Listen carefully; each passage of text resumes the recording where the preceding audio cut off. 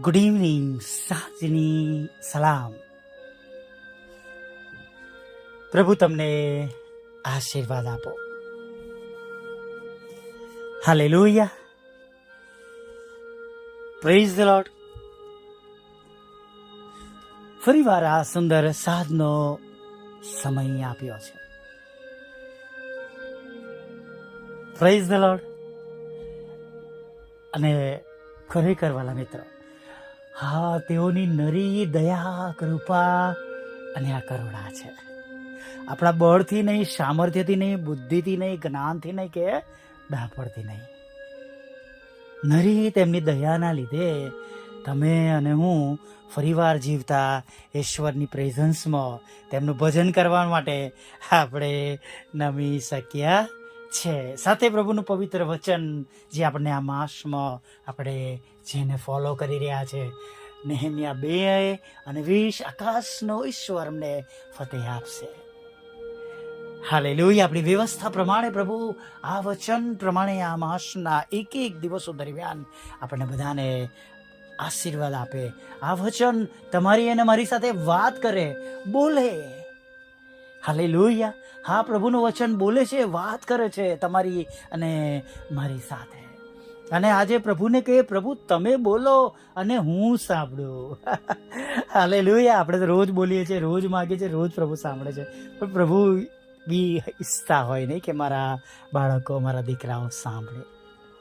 અને સાથે આપણે સારા સાંભળનારા પણ બનીએ. તેમના સારા વિશ્વાસુ ચાકર સાથે, બાળકો સાથે, મજૂરો સાથે આપણે સાંભળનારા પણ બનીએ. કેમ કે જ્યારે આપણે સાંભળીએ છીએ, હાલેલુયા, ત્યારે પ્રભુ તેમની યોજનાઓ તમારી અને મારી આગળ પ્રગટ કરે છે. Praise the lord.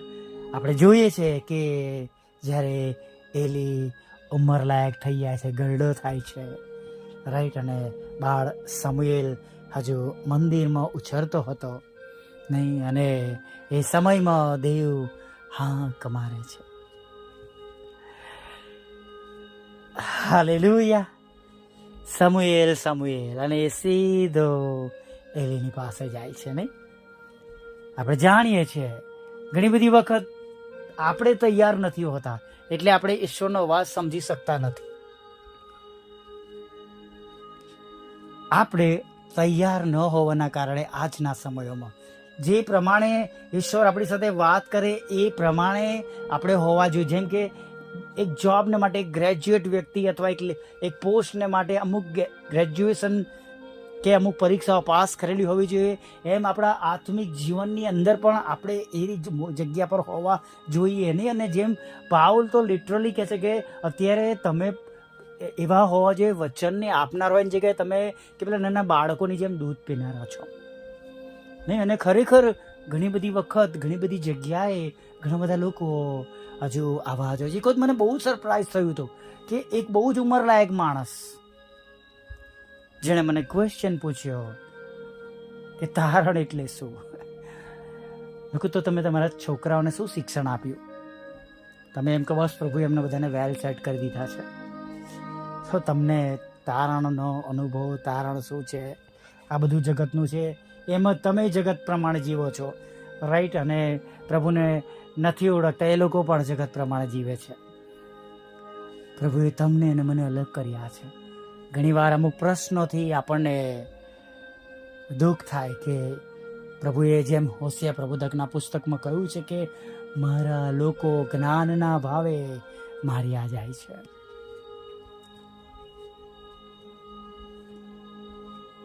મારા લોકો જ્ઞાનના અભાવે માર્યા જાય છે. કેમ કે વચન નથી. વચન વાંચીએ તો પ્રભુ એ વચનો દ્વારા વાત કરે છે, બોલે છે, સમજણ આપે છે, બુદ્ધિ આપે છે, દાપડા છે.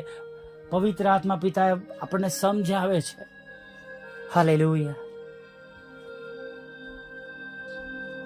પણ જાણે કે એક શબ્દો છે અંગ્રેજી, રૂટીન, રોજનું થઈ ગયું છે. આ તો રોજની પ્રાર્થના છે, આ તો રોજનું ગીત છે. ઘણી વાર ગાવામાં કહે કે એક નવા ગીત લો. શું રોજ એક ગીત ગાવાના? મેં કહું તમે રોજના એક ગીત ગાવાથી બી ઘણી વાર તમે કોઈ તમે પ્રભુની હાજરી લાવી શકો છો. પ્રભુ કદી નથી કંટાળતા તમારી એકની એક પ્રાર્થનાથી કે તમારી એકની એક ફરિયાદથી, પણ માણસો તરીકે આપણે ઘણીવાર કંટાળી જઈએ છીએ. વાલા મિત્રો, રોજે રોજ જો તેમની કૃપા આપણા પર ન હોય તો શું થાય? આપણે કશું ના કરી શકીએ. નહીં, થોડી કડવી વાતો છે, પણ આ સનાતન સત્ય છે વાલા મિત્રો. અને આવા સત્ય ઈશ્વરની હાજરીમાં જ્યારે આપણે હોય અને જ્યારે આપણી પાસે આવે ત્યારે સમજવું કે પ્રભુ મારી અને તમારી સાથે વાત કરી રહ્યા છે. હંમેશા ઠપકાના રૂપમાં ન હોય. પ્રભુ પ્રેમ કરે છે, થોડું બોલીને પણ મીઠાશથી પ્રેમ કરે છે, થોડો ઠપકો આપીને પણ પ્રભુ પ્રેમ કરે છે અને ઈચ્છે છે કે મારો અને તમારો નાશ ન થાય. અથવા તમને કે મને એનું જ્ઞાન આપ્યું છે, તમે એને હું એવું નથી કરતા, તો પ્રભુ આપણને કહે છે તમે બીજાઓને એ શીખવાડો. બીજાઓ જેવો એવી બાબતોથી દૂર છે, સમજણથી, જ્ઞાનથી, એવા ડાપણથી દૂર છે, તો તમે એમને શીખવાડો.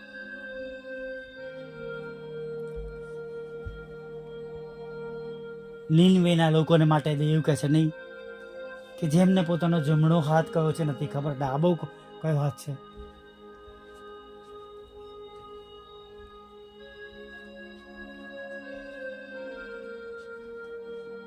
યુનાને મોકલે છે નહીં. અને આજે પણ ઘણા બધા એવા લોકો મધ્યે યુનાની જરૂર છે. ભાગી જવા માટે નહીં, તાર્સીસ પ્રચાર કરવાને માટે, પ્રભુની વાત કહેવાને માટે. પણ પછી આપણે નારાજ નથી થવાનું. મિત્ર, પ્રભુને આજે તમારો અને મારો ખપ છે. જેમ એ વછડો છોડતા કે છે તમે એને કેમ છોડો છો, તો કે પ્રભુને તેનો ખપ છે. એમ આજે આપણા વ્યસ્ત જીવનોને આપણે છોડવાના છે. આપણા વ્યસ્ત જીવનોને છોડવાના છે. સામાજિક કે રૂટીન કે ટાઈમ ટેબલ પ્રમાણેના સમયના બંધનોને છોડવાના છે. પ્રભુને તમારો અને મારો ખપ છે. સાંભળનારા બનવાનું છે અને સાંભળીને પ્રચાર કરનારા બનવાનું છે.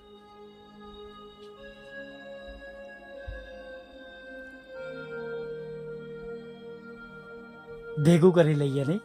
જેમ રિટાયર થવાનો સમય આવે ત્યારે માણસ બધું ભેગું કરી લેતો હોય, બધું વ્યવસ્થિત કરતો હોય, મકાન, ઘર, બેંક બેલેન્સ, પાછળના જીવન માટે, બાળકો માટે.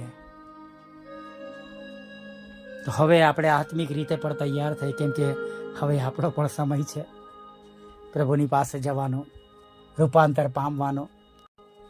તો આપણે આત્મિક રીતે કેટલા તૈયાર થવું જોઈએ એ તમે અને હું વિચારીએ. કેમ કે એ દિવસ કોઈ જાણતું નથી,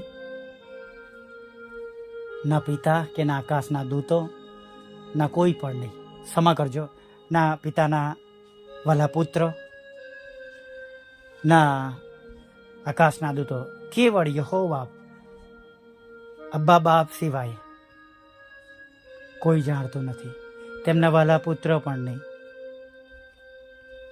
અને આકાશના દૂતો પણ નહીં. એ દિવસ ગમે ત્યારે આવશે. પિતા કહેશે અને રણસિંગડું વાગશે અને પ્રભુ ઈસુ વાદળોમાં દૂતો સાથે તમને ને મને લેવાને માટે આવી જશે. આપણે ઉચકાઈ જઈશું, જ્યાં કહીશું તેલા હોઈશું. પ્રભુ શોધી લેશે આપણને. હાલેલુયા. જીવતાની ભૂમિ પર હશું તો ત્યાંથી આપણને ઉચકી લેશે. Praise the lord. આવી જ્ઞાનની પ્રાર્થના સાથે આજના દિવસમાં, સાંજના સમયમાં આગળ વધીએ.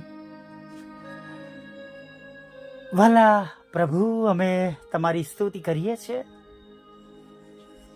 અને અમે તમારો પુષ્કળ આભાર માનીએ છીએ. અરે પ્રભુ, આભાર માનતા, સ્તુતિ કરતા, આરાધના કરતા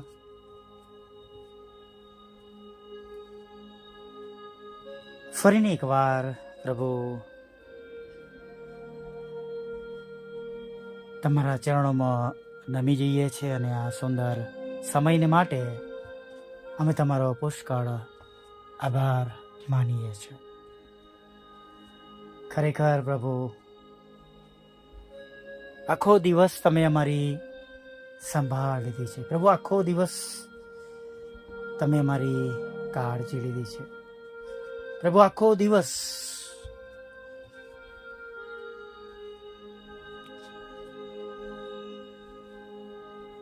તમે અમારી સાથે રહ્યા છો.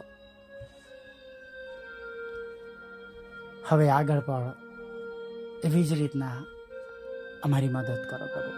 અમારી સાથે રહો, અમને સંભાળો, અમને જ્ઞાન બુદ્ધિ ડાપણ આપો. જે માર્ગમાં મારે ચાલવાનું છે માર્ગમાં આગળ દોરી જાઓ પ્રભુ. અમે અને મારા કુટુંબ તો આશીર્વાદિત થઈએ, પણ બીજાઓ પણ આશીર્વાદિત થાય. તમારી સંગતિમાં નમનારા બનીએ, તમારું ભજન કરનારા, સ્તુતિ આરાધના કરનારા અને પ્રભુ તમારી આભાર સ્તુતિ કરનારા અમે તમારા બાળકો બની જઈએ પ્રભુ. એવું થવા દો પ્રભુ.